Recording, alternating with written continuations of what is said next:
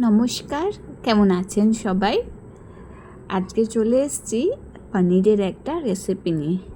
এটা খুবই একটা হেলদি রেসিপি। আমি মেনলি আমার ছেলের জন্য বানিয়েছিলাম, 2.5 বছর বয়সের। তো আমি প্রথমে সব সবজিগুলো কেটে নিই। সবজি in the sense paneer, capsicum, tomato, পেঁয়াজ আর 2 কুচো রসুন কেটে নিয়েছি।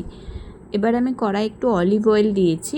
অলিভ অয়েল দেওয়ার পর রসুন, জিরে ফোড়ন দিয়েছি অল্প, আর রসুনটা একটু দিয়ে দিলাম, যে দুটো আমি টুকরো টুকরো করে কেটে রেখেছিলাম। তো রসুনটাকে আমি একটু লাল করে ভাজবো, কেন ফ্লেমটা একটু লাল হলে তার বেশ সুগন্ধ বেরোয়। তো তারপরে আমি পেঁয়াজগুলো একটু বড় বড় করে কেটেছিলাম, সেগুলো দিয়ে দিলাম। বা একটু নুন দিয়ে দিলাম, যাতে পেঁয়াজগুলো একটু নরম হয়ে যায়। তারপরে আমি ছোট করে যে ক্যাপসিকাম কেটে রেখেছিলাম ওটাও দিয়ে দিলাম। ক্যাপসিকামটা একটু বড়ও কাটা যেতে পারে, কিন্তু যেহেতু আমার ছেলে খাবে তাই আমি ছোট করেই কেটেছিলাম। এরপর আমি দিয়ে দিলাম কেটে রাখা টমেটো। এবার টমেটোটা দিয়ে আমি বেশ কিছুক্ষণ নাড়াচাড়া করে নেব। তারপরে আমি দিয়ে দিলাম অল্প জিরে গুঁড়ো। এখানে আমি লঙ্কা গুঁড়ো বা আদার্স কোনো মশলা ইউজ করিনি, যেহেতু আমরা ছেলের জন্য করছি। এখানে নাহলে চিকেন মশলা, একটু লঙ্কা গুঁড়ো দিলে টেস্টটা আরও সুন্দর হয়।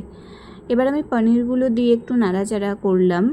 তো নাড়াচাড়া করে, মানে বেশি নাড়াচাড়া করিনি, অল্পই নাড়াচাড়া করলাম। এবার আমি এর মধ্যে একটু দিয়ে দিয়েছি টমেটো সস। একটু মিষ্টি ভাবটা আসবে। অ্যাকচুয়ালি এটা বাচ্চাদের চিলি পনির বলতে পারেন।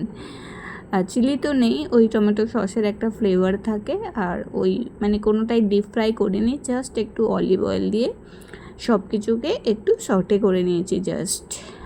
আমার মানে এখানে ফাইনাল ছবিটা আমি নিতে পারিনি, তার আগেই সব খাওয়া শেষ হয়ে গেছিলো। কিন্তু খুব হেলদি রেসিপি। কেমন লাগলো জানাবেন।